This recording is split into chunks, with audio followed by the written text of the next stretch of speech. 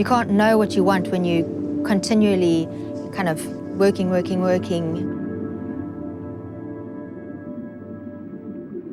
You need to slow down. Start with a hobby and see where it leads you.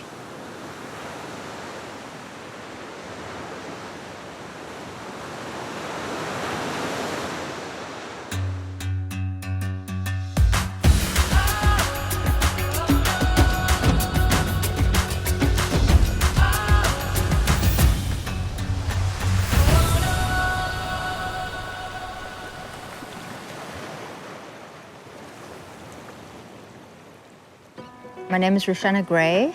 I live and work in Cape Point. It's deliciously situated in between a mountainside and the ocean. Very elemental. It gets very windy and very hot in summertime and very cold in winter.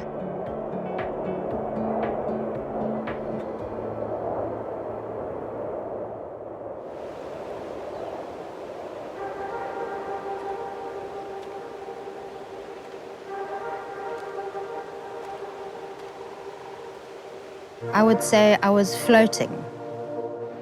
I was first working in retail, and then after that I was working quite extensively in the food industry, traveling from my home, which was a box, in a little car, which was a box, to a little office, which was a box. But really it was counting down the hours until the job was over, and then my life would begin. That wasn't living for me.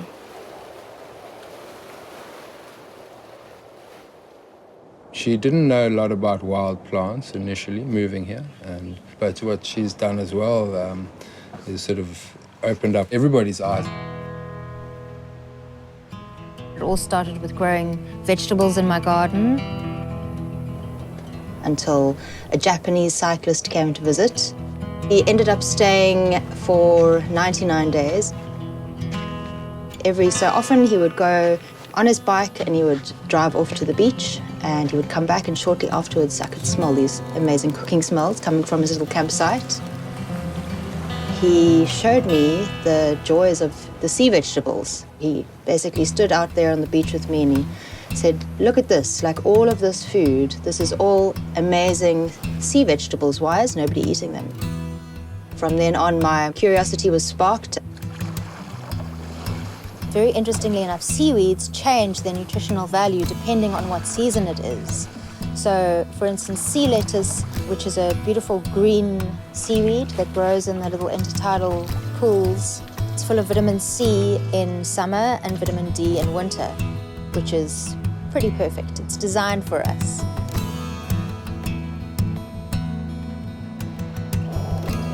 My interest in learning more of kind of tracking the edible landscape grew to such an extent that I couldn't keep it to myself anymore. When I first started, everybody thought I was completely crazy, and how could you possibly earn a living from going and collecting your food from the wild and showing people how to eat these weeds and things? And that's how the workshops were born.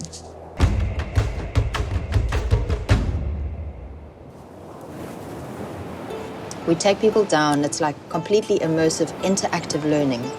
And I call it the full circle of learning, where basically you go into the rock pools. We have our educational with your toes in the water.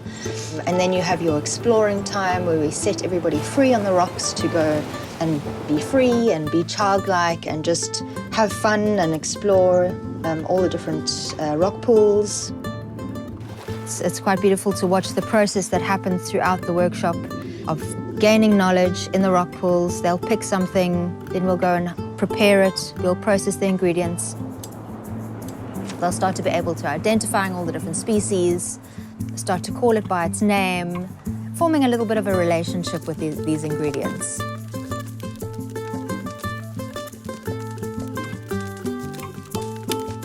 Take something that looks rather awful at first and you don't ever consider eating it, and to transform it into something that is just so mouthwatering and really also healthy. That was for me just a turning point. I basically learned everything I know from Roushanna. I'd studied to be a chef, and so it made so much sense to find a way to utilize ingredients from the wild, from my backyard. Alikrekel, which is a herbivorous sea snail, was boiled in seawater, minced and mixed with nasturtium mayonnaise, sesame oil, red onions, herbs, and they were served up straight in their shells. Using the soft seaweeds like sea lettuce and rack that you can eat raw, we made sushi and decorated them with edible flowers. And then sitting down at the table with all this beautiful food that everybody has harvested and created into beautiful dishes, then it's like it's a magical moment of sitting down and appreciating everything and then enjoying it together.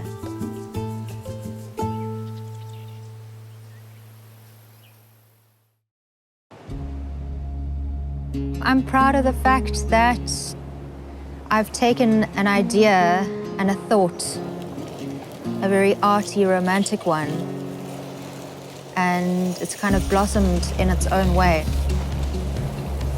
Kind of changed my outlook on life.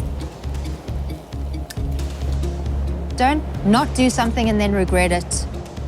What's the worst that can happen? Spread your wings.